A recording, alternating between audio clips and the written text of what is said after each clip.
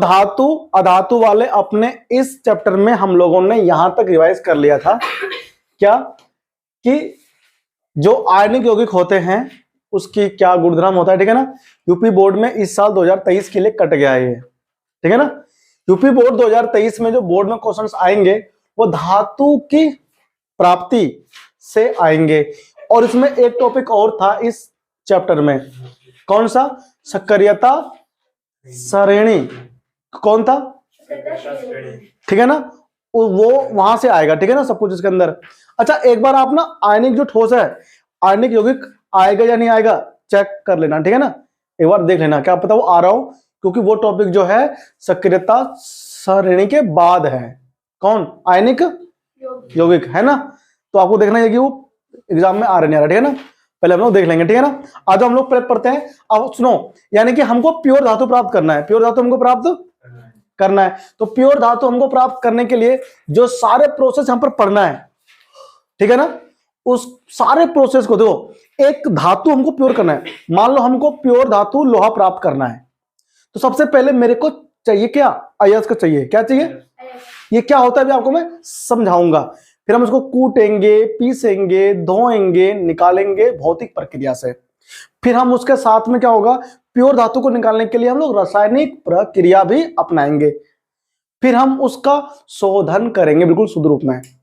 तो ये सारी प्रक्रिया धातु को प्राप्त करने की, उसको हम लोग बोलते हैं धातु की प्राप्ति, या फिर धातु की, क्या बोलते हैं, धातु की बोलते हैं, मेटलर्जी, क्या कहते हैं।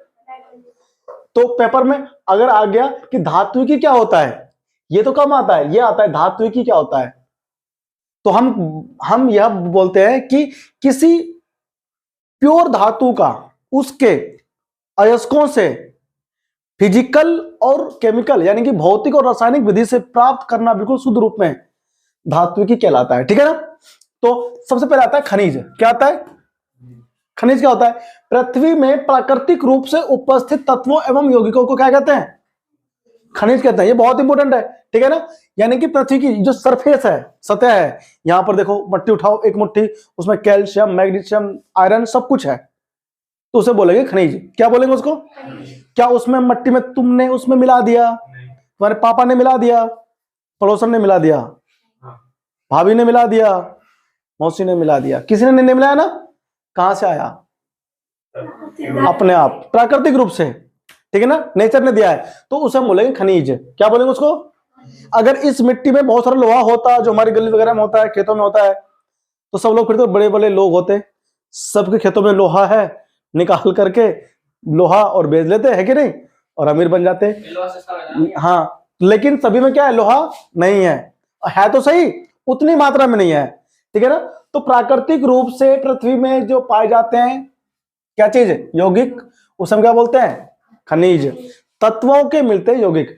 अब सुनो क्या लिखा हुआ है, अयस्क। क्या होता है अयस्क, वे खनिज जिनमें धातु अधिक मात्रा में पाई जाती है और उसे निकालना लाभकारी होता है, उसे क्या कहते हैं, अयस्क बोलते हैं। तो यूपी बोर्ड के लिए बहुत इंपॉर्टेंट है कि ये क्या होता है, अयस्क, ठीक है ना। ठीक है भाई, तो आपको ध्यान रखना है। अब आता है सक्रियता श्रेणी के आधार पर तत्वों की उपस्थिति, ठीक है। देखो ये क्या है, सबसे अधिक अभिक्रियाशील कौन होता है, पोटेशियम, सोडियम, कैल्शियम और मैग्नीशियम और एल्युमिनियम, यहां तक होते हैं सबसे अधिक अभिक्रियाशील धातु, ठीक है ना। स्वतंत्र रूप में ये नहीं मिलते, ये स्वतंत्र रूप में, इसके निष्कासन के लिए हम लोग विद्युत अपघटन विधि अपनाते हैं। क्या अपनाते हैं, विद्युत अपघटन विधि को अपनाते हैं। देखो ये कौन है, जिंक, आयरन, लेड, कॉपर और पारा, मरकरी, ये सब के सब क्या होते हैं, मध्य अभिक्रियाशील तत्व होते हैं, यानी धातु होते हैं। इसके ऑक्साइड होते हैं, सॉरी इसके सल्फाइड होते हैं और ऑक्साइड होते हैं, और कौन होते हैं, कार्बोनेट अयस्क के रूप में रहते हैं। तो इसको हम लोग प्योर फॉर्म में लाने के लिए क्या होता है, कार्बन द्वारा अपचयन करके करते हैं, ठीक है ना। ये पूरी विधि होती है, आप लोग पढ़ेंगे भी, ठीक है ना, कैसे निकालते हैं। और सबसे कम जो अभिक्रियाशील होता है वो कौन होता है, सिल्वर और गोल्ड, ये बिल्कुल प्योर फॉर्म में मिलते हैं, बिल्कुल शुद्ध मिलता है, ठीक है ना। थोड़ा बहुत शोधन होता है फिर ये प्योर बन जाता है अपना, ठीक है ना। तो हम इसको स्वतंत्र रूप से पाई जाती है, तो इसको शुद्ध रूप में प्राप्त करने के लिए हमें ज्यादा मशक्कत करनी नहीं पड़ती है, ठीक है ना। लेकिन महंगा क्यों होता है? मिलते कम है, ये मिलते जो भी मिलता है वहां पर शुद्ध रूप में प्राप्त करने के लिए हमको उसको खर्चा आता है ज्यादा, तो इसलिए वो महंगा है, ठीक है ना। अब आता है धातुओं का निष्कर्षण। क्या आता है? कोई पूछे कि धातुओं का निष्कर्षण क्या होता है, तो आपका आंसर क्या होगा कि अयस्कों से धातु प्राप्त करना। क्या होता है? धातु का निष्कर्षण, ठीक है ना। देखो, तो पहले क्या करते हैं? समृद्धिकरण करते हैं, किसका? अयस्कों का। फिर करते क्या? उसका निष्कर्षण। और तीसरे स्टेप में क्या होता है? धातुओं को परिष्करण करते हैं, ठीक है ना। फिर हमें मिलता है बिल्कुल शुद्ध धातु। तो देखो, हमारे पास क्या होता है? सबसे पहले अयस्क होता है, हम उसका सांद्रण करते हैं। सांद्रण करना मतलब क्या होता है? अयस्कों का सांद्रण करने का मतलब होता है कि जो अयस्क होते हैं उसको धूल मिट्टी कण होते हैं, ठीक है ना, उसको पीस करके कूट करके पाउडर रूप में चेंज करते हैं। फिर उसके अंदर से जो अशुद्धियां होती है, धूल मिट्टी के कण, उसके हटाने की प्रोसेस को हम कहते हैं सांद्रण करना। क्या कहते हैं? सांद्रण करना। तो अयस्कों में से अशुद्धियों को हटाने की प्रोसेस को हम लोग कहते हैं क्या? सांद्रण, ठीक है ना। देखो ध्यान से, ये मत देखो, ये देखो ध्यान से, देखो ये रहा कुछ परिभाषाएं जो बहुत इंपॉर्टेंट है, ठीक है ना। देखो, अयस्क से धातु निष्कर्षण में प्रयुक्त स्टेप कौन कौन से? देखो ध्यान से, गैंग, जो खनिज होता है उसमें क्या धूल मिट्टी कण होता है ना, उसे गैंग कहते हैं। यानी कि पृथ्वी से खनित अयस्कों में रेत, मट्टी आदि इत्यादि जैसी कई क्या होती है? अशुद्धियां पाई जाती है, हम क्या कहते हैं? गैंग कहते हैं। क्या बोलते हैं इसको हम लोग? गैंग कहा जाता है। फिर आता क्या? भर्जन। क्या आता है? अब सुनो, भर्जन क्या होता है? हमारे पास दो टाइप के होते हैं अयस्क, सल्फाइड और कार्बोनेट, ठीक है ना।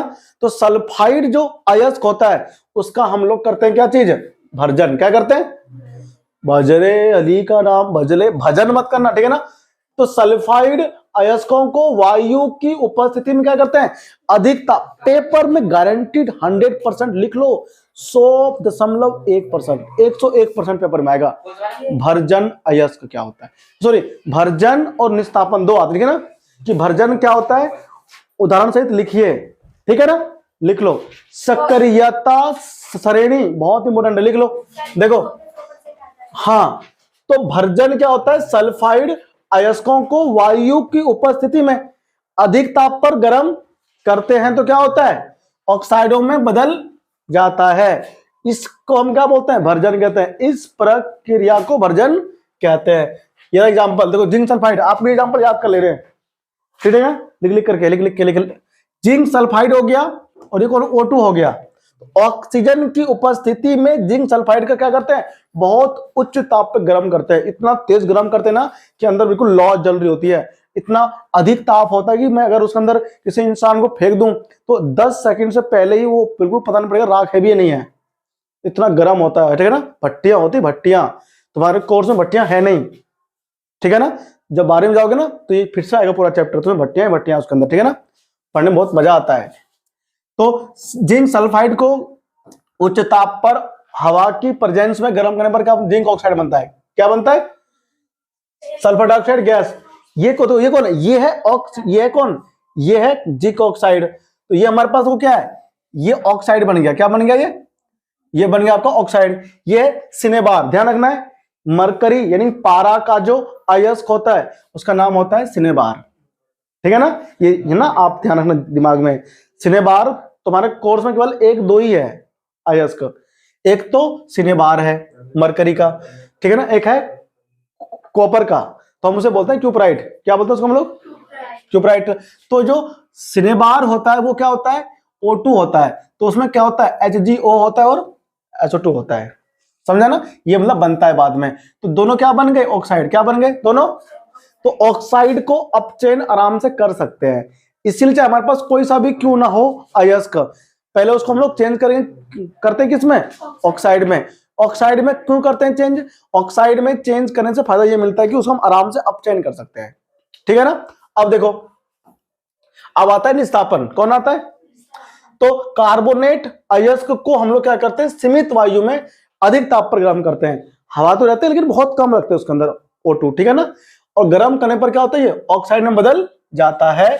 इस प्रक्रिया को निस्तापन कहा जाता है, ठीक है ना। यानी कि ये क्या है, जिंक कार्बोनेट, क्या है ये क्या है, तापन। तो हम लोग अधिक, देखो इसमें O2 नहीं है, नहीं है O2। अब आप सुनो, ये बच्चे भूल जाते हैं, उनको निस्तापन भर्जन दोनों याद होता है, लेकिन किसमें वायु लेते हैं किसमें वायु नहीं लेते, ये भूल जाता है। तो सुनो मेरी बात, अब ट्रिक सुनो, ट्रिक याद कैसे रखेंगे हम लोग। देखो कार्बोनेट का जो अयस्क होता है क्या होता है, उसका क्या होता है, निस्तापन। क्या होता है, कार्बोनेट में क्या होता है, फॉर्मूला बताओ। ये जिंक हो गया, CO3 क्या आ गया, देखो इसमें पहले से है ऑक्सीजन, है कि नहीं है। तो जिसमें ऑक्सीजन होता है वो होता है, कार्बोनेट में होता है ना ऑक्सीजन, आप इसमें नहीं लोगे ऑक्सीजन। ये कौन है, जिंक सल्फाइड। क्या इसमें O है, नहीं, इसका भर्जन होगा, क्या होगा। तो मैं से हमेशा ट्रिक से याद रखता हूं कि निस्तापन और भर्जन दो होते हैं। तो मैं ये भूल जाता था कि निस्तापन में ऑक्सीजन होता है कि नहीं होता है, तो अब कंफ्यूज हो गया, भर्जन में क्या पता नहीं होता, भूल जाते हैं ना पढ़ करके हम लोग, सब मिक्स हो गया, कंफ्यूज होते हैं, याद नहीं आ रहा होता है किसमें किसमें नहीं होता, क्या ये पता है हमको किसमें होता है, ये भूल जाते हैं। अम्ल क्षार वाले में भी गलती हो गई ना पीछे, तो वो ना मालूम तो है कि एक में होता है लाल से नीला और एक में नीले से लाल, है कि नहीं। तो अगर अम्ल और क्षार में ही होता है कि नहीं, लेकिन वो कंफ्यूज हो गए। तो उसको याद करने का ट्रिक है हमारे पास, देखो ध्यान से। तो यहां पर भी वही गलती होती है। तो कार्बोनेट में O पहले से होता है कार्बोनेट में, तो उसको ऑक्सीजन की उपस्थिति नहीं चाहिए या फिर सीमित चाहिए, अब वो होता है निस्तापन में, किसमें होता है। तो ये रहा जिंक कार्बोनेट, ताप दिया, जिंक ऑक्साइड पर क्या बना, CO2 गैस बन गया ना। तो गैस बन के उड़ जाएगा, ओनली ये बचा रहेगा जिंक ऑक्साइड। अब अपचयन करते हैं, हमने ऑक्साइड में बदल लिया किसको, कार्बोनेट वाले अयस्क को भी और सल्फाइड वाले अयस्क को भी। और कार्बोनेट को ऑक्साइड में बदलने के बाद क्या करते हैं, उसका अपचयन करते हैं। क्या करते हैं, अपचयन से क्या होता है, हमें शुद्ध धातु मिलता है। क्या मिलता है, तो यार अपचयन। तो धातु ऑक्साइड से कार्बन जैसे अपचायक, कार्बन होता है ना, कार्बन ले सकते हो, या फिर मान लो यहां पर कौन, जिंक है, तो जिंक से ज्यादा रिएक्टिव कौन होता है, सोडियम, एल्युमिनियम, है कि नहीं, कैल्शियम। तो ये कौन हुआ, तो इससे अधिक अभिक्रियाशील धातुओं को लाओ यहां पर कार्बन के स्थान पर, तो भी अपचयन इसका हो जाता है। या फिर कार्बन आप याद रखो, सिंपल सा। तो ऑक्साइड को धातु में बदलेंगे, तो क्या करते हैं हम लोग इसके अंदर, हम करते ये हैं कि जो हमारे पास जिंक ऑक्साइड है उसमें कार्बन लाया, ये कौन है, अपचायक। क्यों, क्योंकि ये क्या ले लेगा, O। क्या लेगा ये, जब O लेगा तो क्या हो जाएगा इसका उपचयन, क्या होगा, C का। जब C का उपचयन होगा तो क्या हो जाएगा, खुश हो जाएगा। और जिसका उपचयन होता है वो अपचायक होता है। कौन, क्या होता है वो, अपचायक। पढ़ा था उसमें रिडॉक्स में। तो क्या होता है, ये अपचायक है और इसका उपचयन हो रहा है, इसलिए यहां से बताओ O हटा ना, यहां से, तो जिसमें से O हटता है वो क्या होता है, उसका अपचयन होता है, ठीक है ना, समझ में आया। तो ये ऑक्सीकारक है, क्या है ये ऑक्सीकारक है, ये अपचायक है। आगे पहचान ना, दोनों काम हो गया, यानी इसके अंदर अपचयन उपचयन दोनों हो रहा है। तो ये कौन सा रिएक्शन है, ठीक है भाई। तो तुम्हें क्या करना है, इसको ऑक्साइड को अपचयित करना है। क्या करना है, किससे, कार्बन से, ठीक है ना। अब आ जाओ धातु का, क्या करते हैं हम लोग, परिष्करण। क्या करते हैं, देखो ये जो आपको प्योर धातु यहां पर ना मिला है जिंक का, ये बिल्कुल प्योर नहीं है, ये 99% शुद्ध है, लेकिन इसके अंदर इतना प्रोसेस करने के बाद भी कुछ अशुद्धियां फिर भी रह जाता है। तब हम इसका करते हैं शोधन, या कह लो परिष्करण, ठीक है ना, बिल्कुल प्योर फॉर्म में से लाते हैं। तो धातुओं से अपद्रव्य मतलब कि अशुद्धियों को हटाने के लिए सबसे अधिक उपयोगी विधि कौन सा है, विद्युत अपघटनी परिष्करण, ठीक है ना, यानी कि रिफाइनिंग। देखो इसमें क्या होता है, मान लो मुझे प्योर कॉपर को प्राप्त करना है, ठीक है ना, तो हम लोग क्या करते हैं, कॉपर जो होता है अशुद्ध वाला, उसका हम लोग बनाते हैं क्या चीज, हम लोग उसका बनाते हैं कैथोड। क्या बनाते हैं, सॉरी, अशुद्ध वाले का हम लोग बनाते हैं एनोड। क्या बनाते हैं, और शुद्ध वाले का हम लोग बनाते हैं कैथोड। जो शुद्ध वाला होता है वो मेरे पास होता है पहले से ही। अब जिस कॉपर से मुझे शुद्ध प्राप्त करना है, हम उस कॉपर को बना देंगे क्या चीज, एनोड का, ठीक है ना। या इसमें कॉपर तो है लेकिन 100% शुद्ध नहीं है। अब हम क्या करते हैं, इसके अंदर हम लोग पानी भर देते हैं, है ना। ये जो हमारे पास यहाँ पर सेटअप आपको दिख रहा है, पानी भर दिया, इसके अंदर हम लोग कुछ बूंदे जो होता है डाल देते हैं, किसकी, कॉपर सल्फेट की, किसकी, कॉपर सल्फेट हम लोग लेते हैं विलयन। आपको जोन से धातु को प्राप्त करना है, शुद्ध रूप में करना है निष्कासित, हम उसी धातु का क्या करते हैं, रॉड लेते हैं, इसके अंदर क्या लेते हैं, रॉड लेते हैं। अब हम लोग करते क्या, देखो ध्यान से, इसमें हम लोग कुछ बूंदे उसका भी डाल देते हैं, अम्ल का, ताकि क्या हो सके, आयनों का आदान प्रदान हो सके और यहां पर विद्युत का क्या हो सके, चालन हो सके। अब हम लोग क्या करते हैं, स्विच ऑन करते हैं। अब आप जैसे ही स्विच ऑन करोगे इसका, अब घटनी सेल का, तो जो जल के अंदर कॉपर के प्लस आयन है वो प्लस वाले कहां जाएंगे, यानी कि शुद्ध वाले पे, कैथोड की तरफ, ठीक है ना। तो पानी में जो कॉपर आयन था, देखो ये वाला दिख रहा है सबको, देखो ये देखो सबको दिख रहा होगा, देखो ये जो कॉपर जो यहां शुद्ध पानी में है, 2+ आयन में होता है हमेशा कॉपर, ये कहां पहुंचता है, अरे कहां पहुंचता है, कैथोड पर पहुंचता है। और जैसे ही पानी में से आयन जाएगा कैथोड पर, पानी में कॉपर क्या हो जाएगा, कम, ठीक है ना। तो जैसे पानी में से कॉपर कम होगा तो पानी के अंदर कॉपर आयन की उपस्थिति बनाए रखने के लिए जो अशुद्ध वाला है रॉड, वहां से कॉपर टूट करके पानी में आ जाएगा। तो जैसे टूट करके आएगा यहां से, तो साथ में मट्टी भी आ जाएगा, साथ में मट्टी भी आएगा, जो उसमें अशुद्धियां है, रेत है, वो भी आ जाएगा।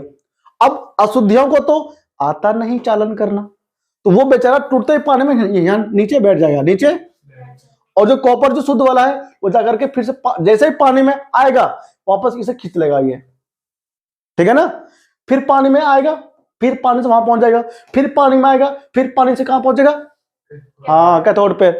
ऐसे क्या होगा, ऐसा प्रक्रिया तब तक चलता रहेगा जब तक कि सारा यहां से कॉपर खत्म ना हो जाए, और सारा यहां का शुद्ध कॉपर जो होगा ये कैथोड पे जाकर के एकत्रित हो जाएगा, और जो ये रॉड है पूरा एनोड वाला अशुद्ध वाला वो खत्म हो जाएगा, और जो शुद्ध वाला जो रॉड है कैथोड ये पूरा मोटा हो जाएगा, ये पूरा मोटा हो जाएगा, ठीक है ना।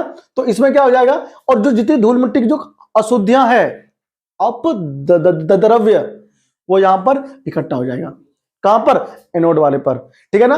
तो हम अब ये जो यहां पर इकट्ठा हुआ है गंध, इसे बोलते हैं एनोड पंख, क्या बोलते हैं, यानी कि अपद्रव्य को हम लोग बोलते हैं एनोड पंख, क्योंकि ये एनोड से निकला इसलिए हम एनोड से निकला है इसलिए हम इसको बोल रहे हैं एनोड पंख।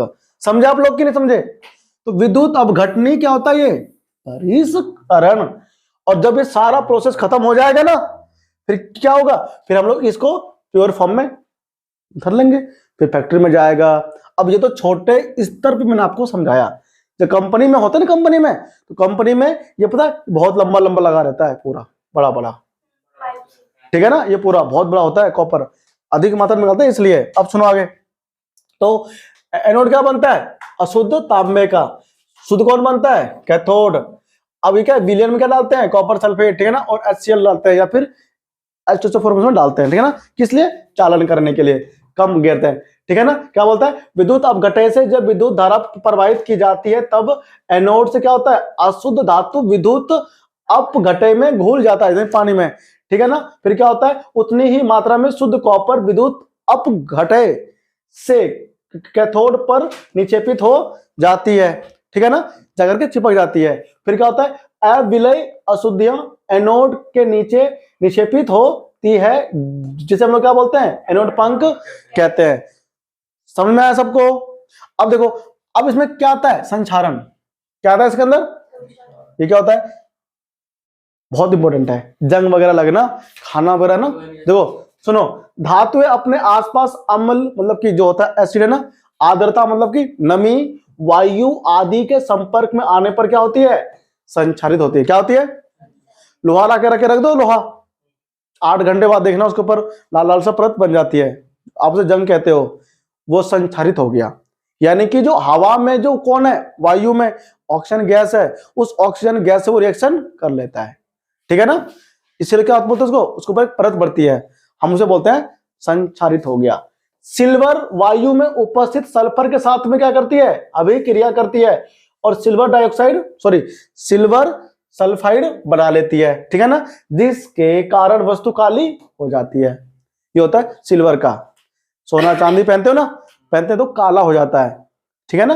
क्यों होता है काला? इसलिए होता है कि वो ऑक्सीजन से रिएक्शन कर लेता है और उसका रंग काला हो जाता है। फिर आप जाते हो सुनार के पास, धोता है जिस विलियन, वो ना धोता है जिस विलियन में, नाम क्या है उसका? एक्वारेजिया, है ना, ध्यान रखना है। क्या डालते हैं? सल्फ एक्वारेजिया, सल्फ क्या होता है उसमें? नाइट्रिक अम्ल और HCl 3:1 होता है।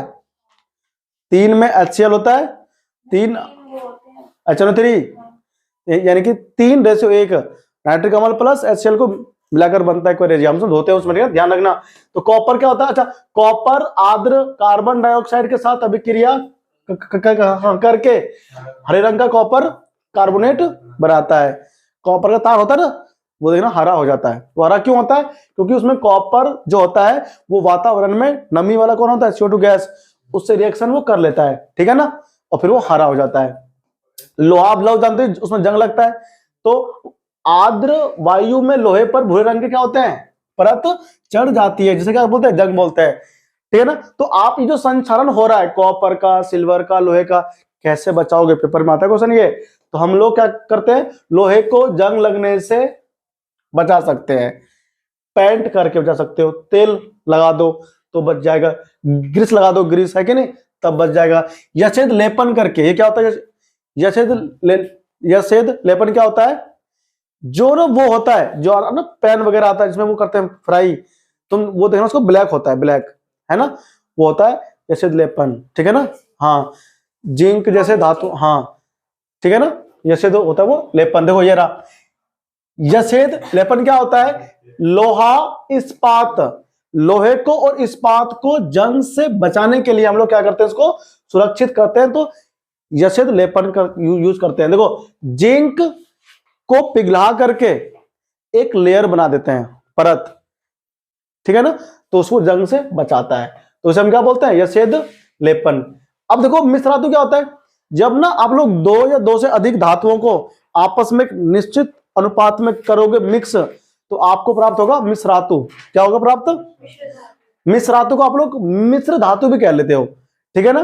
तो मिश्र धातु 2 या 2 से अधिक धातु या धातु और अधातु के समांगी मिश्रण होते हैं। क्या होते हैं? समांगी। अब तो यहां पे आपको ध्यान रखना है, जो लोहा सूक्ष्म मात्रा में कार्बन के मिश्रण के साथ लोहा क्या होता है? कठोर होता है, फिर वो क्या होता है? प्रबल। जो रेल की पटरियां होती है ना, लोहा कितना मजबूत होता है? क्या होता है? कितना? वो शुद्ध लोहा नहीं होता, उसमें कार्बन मिला करके बनाते हैं ताकि वो क्या हो जाए? कठोर हो जाए। समझ में आया सबको? अब सुन लो ध्यान से। इस्पात, स्टील ना, स्टील गेट वगैरह होते हैं स्टील के, तो उसमें जंग लगता है? नहीं लगता। क्यों? क्योंकि स्टील जो होता है लोहा, निकेल और क्रोमियम, ये 3 धातुओं का होता है समांगी मिश्रण, तो वो अभिक्रिया करती नहीं है। किससे? ऑक्सीजन से, तो उसमें जंग नहीं लगता। धो दो आराम से चमकता है फिर वो, इसीलिए महंगा आता है स्टील के दरवाजे, 80-80 हजार के आते हैं, ठीक है ना, तो उसके ऊपर जंग नहीं लगता। फिर क्या आता है? पीतल, तो कॉपर प्लस जिंक होता है। क्या होता है? Copper plus zinc. कांसा क्या होता है? Copper plus tin. सोल्डर, जिसे वो सोल्डिंग करते हैं, वो जो बैटरी का खूंटी होता है, खूंटी बैटरी का, वो सोल्डर होता है, तो उसमें लैड होता है और साथ में क्या होता है? टीन मिलाते हैं, ठीक है ना। ये कौन है? अमलगम। क्या लिखा है? मरकरी और अलग अलग तत्व मिलाते हैं, ठीक है ना, तब क्या बनता है आपका? तब बनता है अमलगम, ठीक है ना। तो ये हमारे पास क्या था? मिश्र धातु। इस प्रकार से क्या हुआ तुम्हारा चैप्टर नंबर 2 पहले हुआ खत्म, और अब मैंने खत्म कर दिया है तीसरा चैप्टर एज ए रिवीजन, ठीक है ना, केवल आधे घंटे के अंदर, ठीक है ना। अब तुमको हम लोग पढ़ाएंगे अगली क्लास में कार्बन और उसके यौगिक, ठीक है ना, कल होगा रिवीजन, ठीक है। पेपर तुम्हारा बहुत अच्छा जाएगा।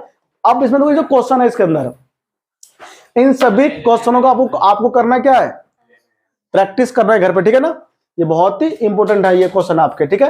ये देखो सारे पेपर में आपके क्वेश्चन आते हैं। नाम बताओ, मिट्टी के तेल में क्या रखते हैं? सोडियम। चमकीला रंगीन धातु कौन होता है? चमकीला रंगीन आयोडीन चमकीला होता है, आयोडीन, ठीक है ना। और ये कौन हो गया? हथेली पर पिघलने वाली धातु कौन सी होती है? हाँ, गैलियम। और ये ऊष्मा का कुचालक धातु कौन से होते हैं? मरकरी। कौन होते हैं? मरकरी धातु होते हुए भी क्या होते हैं? ऊष्मा का हाँ कुचालक होते हैं। ठीक है ना? तो ठीक है ना, तो आपको याद करना है ना। आपसे मिलेंगे कल, ठीक है ना, अगली क्लास में कार्बन और उसके यौगिक वाले डिवीजन में। ठीक है, तब तक के लिए पढ़ते रहो।